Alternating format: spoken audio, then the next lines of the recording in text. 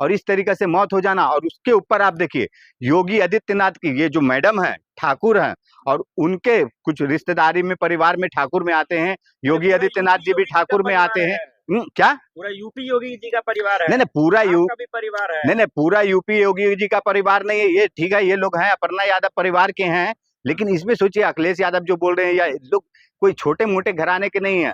योगी जी और उनके जो नेत्री हैं अपर्णा यादव जी, ये भी इतनी बड़ी नेत्री हैं, और उसके बाद इस तरीके से कोई भी आदमी जो जनता में, यूपी की जनता में जिस तरीके से हंगामा मच रहा, अंदर अंदर खाने जो बातचीत चल रहा है कि आखिर भाई प्रतीक यादव को हुआ क्या था, प्रतीक भैया को जिस तरीके से मिले, सीसीटीवी है या नहीं है? तो सीसीटीवी यही तो वहां पे यूपी की जनता खोज रही है कि आखिर कई दिन हो गया, 3-4 दिन हो गया ना भाई, आज तक क्यों नहीं उसको पब्लिश किया जा रहा, क्यों नहीं यूपी की जनता को बताया जा रहा कि प्रतीक यादव की अपने आप मौत हुई है, भगवान ने उसकी उतने ही तक सबूत होंगे, सीसीटीवी में होंगे, मोबाइल में होंगे, सब कुछ होंगे। देखिए सीसीटीवी आप दिखाइए, चेक करेंगे, आप मोबाइल को देखिए, लैपटॉप को देखिए, वो जो फिरौती के लिए मेल आया था, वो मेल का जांच इंक्वायरी करेंगे कि आखिर कौन किया था और वो इतने टेंशन में क्यों थे। अगर मान लिया उनको हार्ट अटैक आया, का खबर आया 4 करोड़ मांगने का, तो फिर अखिलेश भैया क्या कर रहे थे? अरे अखिलेश जी क्या कर रहे थे? अखिलेश भैया को क्या कर रहे थे? अखिलेश भैया को जब बोलेंगे तब तो, अखिलेश भैया को बोलेंगे तब तो। आपने बोलिए तलाक की मैटर आई थी, भैया को लिए थे बीच में,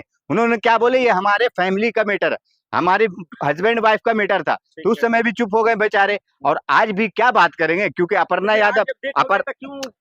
यादव के दबाव में किस तरीके से उनके भाई, अपर्णा यादव के भाई किस तरीके से पैचअप करने के लिए लॉ एंड ऑर्डर, देखिए योगी जी के लॉ एंड ऑर्डर में ना कैसा होता है ना, वहां पे ना जो मतलब देखिए किस तरीका को दबाया जाता है, कौन से गुंडा कौन सा माफिया किसको दबाया जाता है ना, पूरे यूपी की जनता, पूरे देश की जनता जानती है कि यूपी में किस तरीके से क्या होता है, किसके ऊपर फेक इनकाउंटर होता है, किसको फेक उठा के जेल में डाला जाता है, किसके साथ बलात्कार हो रहा है उसको छोड़ दिया जाता है, और उसके अपराधी को बहुत तरह का है यूपी में। क्यों नहीं बोलते? क्या चुनाव है इसीलिए अपर्णा यादव को इतना माहौल बना रहा है? नहीं देखिए हम हम लोग परिवार के पीछे देखिए हम लोग है ना, कोई ऐसा नहीं कि भाई चुनाव से हमें कुछ लेना देना है, या भाई अखिलेश यादव को कुछ लेना देना है, या अपर्णा यादव को शायद कुछ हो लेना देना, क्योंकि अपर्णा यादव पे शायद बोल रहे हैं, क्योंकि अपर्णा यादव आखिर क्यों नहीं ये पब्लिश कर रही, यूपी के जनता में जिस तरीके से प्रतीक यादव के कारण लेकर उनकी मौत को लेकर हल्ला हंगामा चल रहा, मच रहा। शर्म आनी चाहिए आपको, महिला के साथ शामिल होना चाहिए, उनके दुख में शामिल होना चाहिए। महिला के दुख में शामिल है कर हम चाह रहे हैं कि आखिर दुख क्या होता है, प्रतीक के दुख के ही कारण तो बोल रहे हैं कि मैडम जिस तरीके से अपर्णा यादव साइलेंट बैठी हैं, आखिर क्यों बैठी हैं, जिस तरीके से यूपी के अंदर वहां पे जनता के अंदर एक सुगबुड़ाहट हो रही है कि आखिर क्या हुआ, प्रतीक भैया को क्या हुआ, और अपर्णा भाभी किस तरीके से चुप बैठी हैं।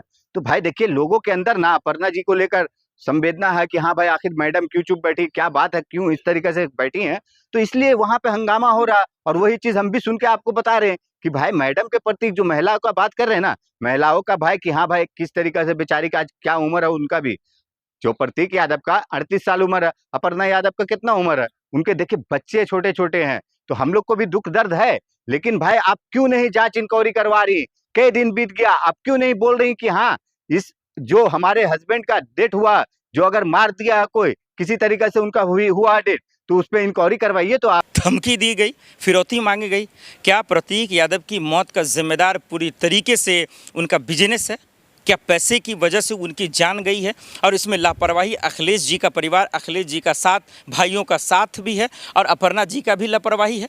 आइए उसको ज़रा सा खोलकर समझ लीजिए, क्योंकि इन दिनों खूब चल रहा है और लिखा भी जा रहा है मीडिया में। अगर आप जाके देखेंगे सोशल मीडिया पे तो बजाबता लिखा जा रहा है कि जब उनको रंगदारी की खबरें आईं, जब उनको फ़ोन कॉल्स आया, जब मेल आया, 4 करोड़ की फिरौती मांगी गई, तो आखिर इसको नज़रअंदाज क्यों किया गया, इसको इतने हल्के में क्यों लिया गया? और जब प्रतीक यादव पर ऐसी जो है समस्याएं आई, जब इस तरीके की खबरें आईं, तो आखिर अपर्णा यादव ने इसको लेकर एक्शन क्यों नहीं लिया, उस पर एफआईआर दर्ज क्यों नहीं की, वो आखिर शिकायतें दर्ज क्यों नहीं कराई? तो ये बहुत बड़ा सवाल है जो हर कोई इस वक्त पूछ रहा है, और मैं भी पूछ रहा हूँ। क्या प्रतीक यादव की जान, ठीक है अगर नेचुरल डेथ है कोई बात नहीं है, लेकिन नहीं है तो फिर क्या 4 करोड़ की वजह से इनकी जानें तो नहीं गई है? आइए पूरा मामला समझाते हैं कि दरअसल क्या था। आपने अखिलेश यादव जब उनको देखकर, यानी कि प्रतीक यादव को देखकर, जब वो अपनी बातें रख रहे थे, जब वो अपना बयान दे रहे थे, जब अपना दुख प्रकट कर रहे थे कैमरे पर मीडिया के सामने, तो आपने ये चीज़ सुना होगा कि वो बता रहे थे कि बिजनेस में उतार चढ़ाव होता है, बिजनेस में जो है घाटा और नफ़ा होता है, लेकिन उसको स्वास्थ्य पर ले लेना, मानसिक तौर पर ले लेना, उसको अपना विवेक खो देना, ये बेवकूफ़ी है। तो क्या वो दरअसल नहीं था? क्या वो टेंशन प्रतीक यादव पे वो फिरौती का था, वो गुंडों का था, वो मवालियों का था, वो लफंगों का था? और था तो फिर योगी पुलिस की जिम्मेदारी है कि योगी जी आपकी पुलिस के रहते हुए, आपका कानून व्यवस्था रहते हुए, आपकी सरकार रहते हुए आखिर किस गुंडे और मवाली का हिम्मत हो गया कि उनको रंगदारी की धमकी दे दिया, वो भी 1 नहीं, 2 नहीं, 3 नहीं, 4 करोड़ की। और ये बहुत बड़ा रकम है किसी के लिए भी जो राजनीति से उनका कोई लेना देना नहीं है, कोई उनका बड़ा बिजनेस नहीं है। वो तो सिर्फ जिम ट्रेनर है, जिम जाते थे और अपना जो है लाइफस्टाइल जी रहे थे और अपना बिजनेस कर रहे थे। तो आखिर धमकी देने वाला कौन था? यहाँ तो आए दिन किसी को भी उड़ाने की धमकी दे देता है। सीएम योगी को जी को धमकी दे देता है, मोदी जी को धमकी दे देता है, स्कूल उड़ाने का धमकी आ जाता है, राहुल जी को जान से मारने का धमकी आ जाता है, अखिलेश जी को उड़ाने का धमकी आ जाता है। तो आखिर योगी पुलिस क्या कर रही है? योगी जी का स्क्वाड क्या कर रहा है? सोशल मीडिया पे पुलिस क्या कर रही है? तो ये बहुत बड़ा सवाल है। साइबर पुलिस क्या कर रहा है? तो ये सवाल है और सवाल का जवाब कब मिलेगा, ये बड़ा सवाल है।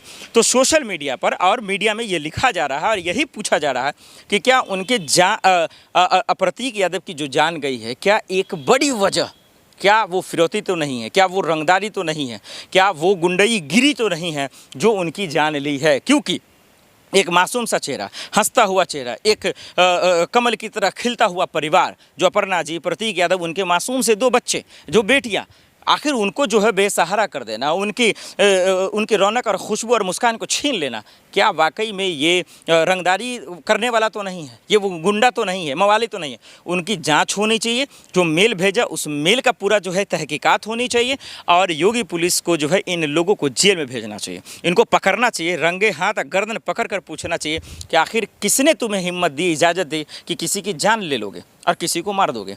और यहाँ पे लापरवाही अखिलेश यादव की भी है कि जब ऐसी खबरें आई, जब उनको रंगदारी की खबरें गई, जब उनको मिल गया, जब 4 करोड़ मांगने की बात हुई, तो आपने भी भाई के तौर पे एक्शन क्यों नहीं लिया? चाचा शिवपाल ने भी एक्शन क्यों नहीं लिया? समाजवादी पार्टी का पूरा कुंबा क्यों नहीं लिया? जो आज सवाल खड़े कर रहे हैं, जो कह रहे हैं कि भैया डॉक्टर रिपोर्ट के मुताबिक इस पर जो है जाँच होनी चाहिए, ये कह रहे हैं कि भैया जो चोटें लगी थी, जो पॉइजन देने की बात चल रही थी, इस पर जांच होनी चाहिए थी, जो खून का थक्का था उस पर जांच होनी थी। ठीक है, मैं मानता हूं कि जांच होनी चाहिए थी, सब कह रहा जांच होनी चाहिए, कोई बात नहीं है। लेकिन जब वो मुसीबत में था, जब वो अकेलापन महसूस कर रहा था प्रतीक यादव जो अपने आप को, तब आखिर कौन नहीं पूछ रहा था? ये बड़ा सवाल है। दर्शकों, आपको क्या लगता है?